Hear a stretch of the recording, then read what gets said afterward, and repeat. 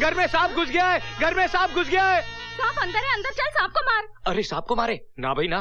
क्यों? उस दिन तो तूने अकेले ने 10-10 आदमी को मारा था, ये तो एक सांप है। अरे आदमी को मारना अलग बात है, लेकिन सांप को मारना ना भाई ना। अरे बाप रे! अरे अरे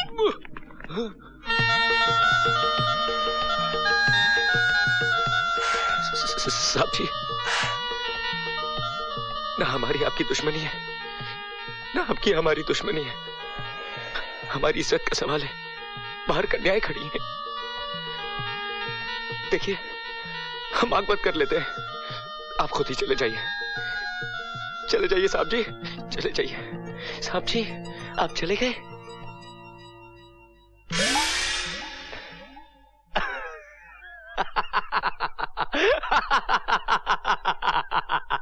देखा, हमको देख के डर के भाग गया बुज़दिल। ससुरा।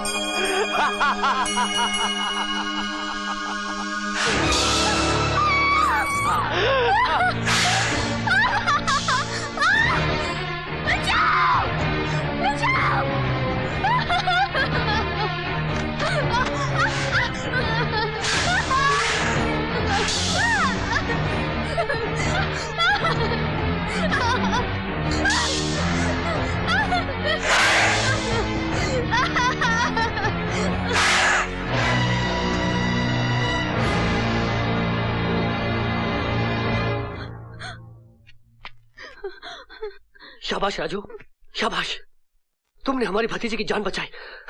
इसलिए हम तुम्हें ये 5,000 रुपए बख्शिश के तौर पर देना चाहते हैं। साहब, जिंदगी अनमोल होती है।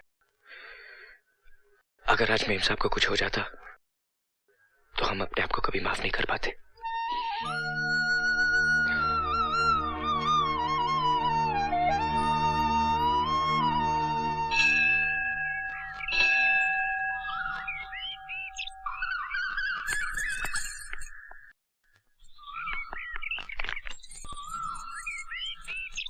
राजू, तुमने अपनी जान पर खेलकर मेरी जान बचाई। जानते हो क्यों? हाँ, मालिक और नौकर का जो फर्ज होता है मैंने वही निभाया। अगर वो फर्ज निभाते तो बख्शीश भी जरूर लेते। तुमने मालिक और नौकर का नहीं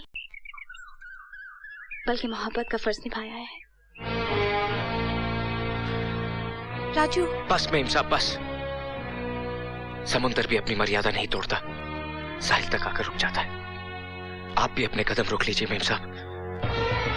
कदमों को तो रोक लो, मगर अपने मन को कैसे रोकूं, जिसने मन ही मन तुम्हें अपना सब कुछ मान लिया है। समझने की कोशिश करो मेम साहब। मैं बहुत छोटा, बहुत गरीब आदमी हूँ। तुम्हारा भोलापन, तुम्हारी सादगी, तुम्हारी अच्छाई मेरे लिए दुनिया की सबसे अनमोल दौलत है। और फिर औरत अपने पति में एक अच्छा इंसान ढूंढती है जो उसे प्यार दे सके, उसे समझ सके, मरते दम तक उसका साथ निभा सके। आदमियों की भीड़ में मुझे वो इंसान तुम्हें मिल गया है राजू। प्यार ने तुम्हें अंधा कर दिया है, सच्चाई को तुम्हारी आंखें देख नहीं पा रही। मेरे इस प्यार को अपने मन से बिठा दो मेम साहब, और भूल जाओ मुझे। मैं जानती थी तुम्हारा यही जवाब होगा। अब मेरा जवाब ही सुन लो। मैं तुम्हारा नाम अपने मन से नहीं मिटा सकती, खुद को मिटा सकती हूँ। देखना है तो देखो, प्यार में मरने वाले कैसे मिटते हैं।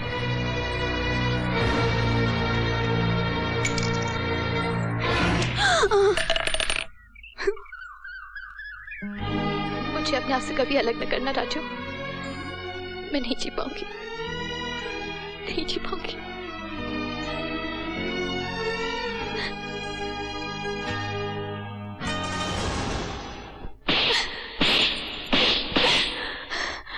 आखिर तूने मेरी कसम तोड़ी दी ना? कौन सी कसम तोड़ी माँ? तूने ही तो कहा था कि मैं आजाद हूँ। लेकिन तूने मेरी बात पूरी सुनी ही नहीं। मगर आज कान खोल के सुन ले, तेरी उस लड़की से किसी भी कीमत पर शादी नहीं हो सकती। आखिर क्यों माँ, क्यों? क्या मुझे किसी से प्यार करने का हक नहीं है? प्यार करने का हक है, मगर उससे नहीं जिसे तू चाहता है, बल्कि उस लड़की से जिससे मैं कहूँगी उससे प्यार करेगा तू। उसे इस घर की बहू बनाएगा तू, जो सिर्फ तेरे लिए जन्मी है। ये तू क्या कह रही है माँ? माँ माँ मेरे कुछ समझ में नहीं आ रहा माँ। जानना चाहता है तू तो चल मेरे साथ।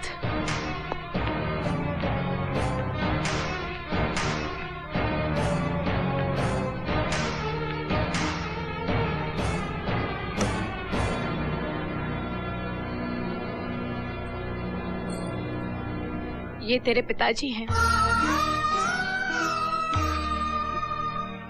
ये तेरी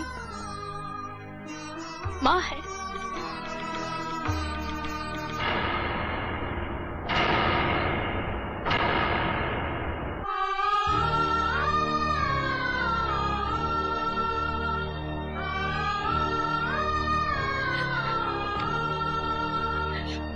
माँ बेटे, मैं तेरी माँ नहीं हूँ, मैं तेरी बुआ हूँ, बुआ। ये तू क्या कह रही है माँ? एक ऐसी सच्चाई जो बरसों से मैं अपने सीने में छुपाए रखी थी, लेकिन आज मैं तुझे तेरे जीने का मकसद समझाऊंगी। तेरा कर्तव्य समझना है तुझे। कर्तव्य? हाँ, हम लोग चंदनपुर गांव में रहा करते थे। वहां के ठाकुर गजेंद्र सिंह एक बहुत ही जालिम और घमंडी आदमी था। किसानों की जमीन हड़प करना उसका शौक था। अब आया ऊंट पहाड़ के नीचे। तेरा अंगूठा लगा इस जमीन के कागजात पर। देखा सुरजीत, आज इसका घमंड टूटा है, कल तुम्हारा भी टूटेगा। आज इसने अपनी जमीन हमारे नाम कर दी है, कल तुम्हें करनी पड़ेगी। मेरी जिंदगी मौत के नाम हो सकती है ठाकुर, लेकिन मेरे पुरखों की जमीन तुम्हारे नाम नहीं हो सकती। सुरजीत, उस जमीन पर फैक्ट्री बनाने का बहुत पुराना सपना है मेरा, इसलिए वो जमीन का टुकड़ा मैं किसी भी कीमत पर हासिल करके रहूंगा। मेरे शरीर के 1000 टुकड़े भी हो जाए ना, तब भी तुझे उस जमीन का टुकड़ा नहीं मिलेगा ठाकुर। देखना सुरजीत, एक दिन आएगा मैं तेरे घमंड के टुकड़े टुकड़े कर दूंगा और तेरी जिद के भी टुकड़े टुकड़े हो जाएंगे। और उसी ठाकुर गजेंद्र के छोटे भाई मंजीत से मेरा प्रेम था। इस बात की खबर न भैया को थी और ना ही ठाकुर गजेंद्र को। लेकिन जैसे ही ठाकुर गजेंद्र को हमारी मोहब्बत का पता चला, उसने मंजीत की शादी कहीं और तय कर दी। और जब भैया को इस बात का पता चला, वो ठाकुर की हवेली में मेरे प्यार का हक मांगने चले गए। बहन देख, तूने जिद की इसलिए मैं तुझे यहाँ ले आया। अब तुम दोनों यहाँ रुको, मैं आता हूँ। मगर भैया, तुझे मेरी कसम है, अगर तू अंदर आई तो मेरा मरा हुआ मुंह देखेगी।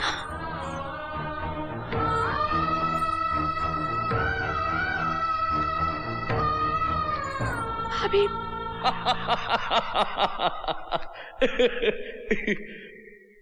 आइए आइए सुरजीत बाबू आइए, आज भाग खुल गए हमारे जो आप हमारे घर पधारे।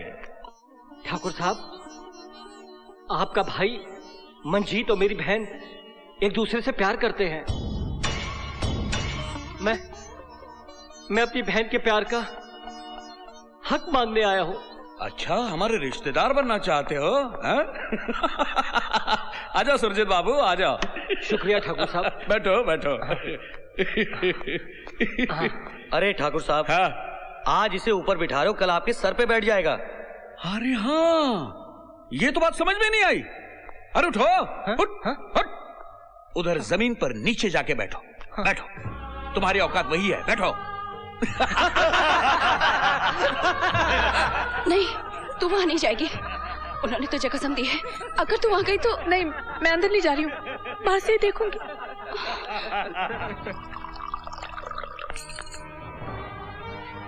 लो पी लो, पी लो। नहीं, मैं शराब नहीं पीता हूँ।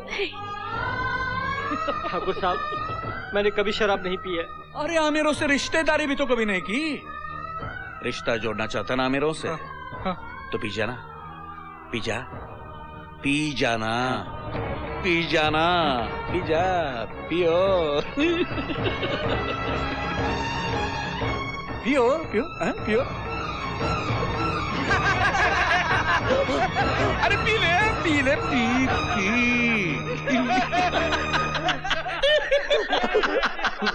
ये हुई ना रिश्तेदारी वाली बात। अरे अमीर होना इतना आसान नहीं है। ये ले ले। ठाकुर, मैं शुद्ध शाकाहारी हूँ। मैं मांस मछली नहीं खाता। अरे मैं मांस मछली नहीं खाता हूँ। नहीं भैया। अरे पागल, अमीर होने के लिए तो गरीबों का खून भी पीना पड़ता है। खा ले। नहीं खाएगा? देख ले भैया, फिर तेरी बहन का रिश्ता सोच ले। खा।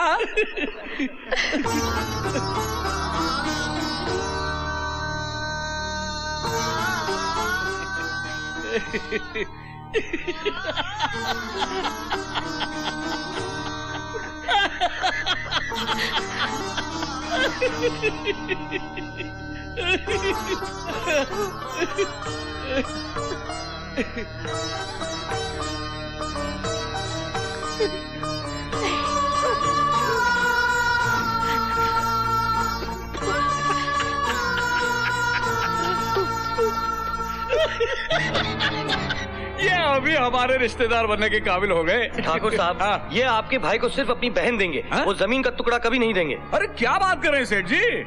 अरे ऐसा नहीं हो सकता। जब ये हमारे संबंधी हो जाएंगे तो ये भी हमारे, इनकी जमीन भी हमारी। वो जमीन आपको किसी भी कीमत पर नहीं देंगे। अच्छा? बहुत जिद्दी आदमी है ये। क्या बात कर रहे हैं? चलो अभी आपका शक दूर करवाते हैं। आपका शक दूर करने के लिए हम हमारे संबंधी से इस पर दस्तखत करवाएंगे।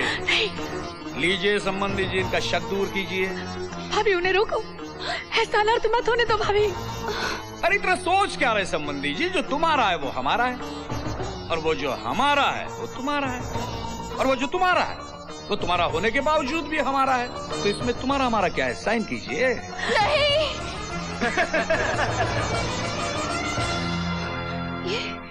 ये क्या कर रहे हैं आप? ये इन कागजों पर दस्तखत मत करिए। हमें नहीं चाहिए रिश्ता, नहीं चाहिए हमें रिश्ता। ये जमीन हमारे पुरखों की है, और जमीन किसान की माँ होती है। अरे शारदा, जब बच्चे मुसीबत में होते हैं तो माएं कुर्बानियां देती हैं। आज मैं अपनी बहन के लिए माँ की कुर्बानी दे रहा हूं। जाओ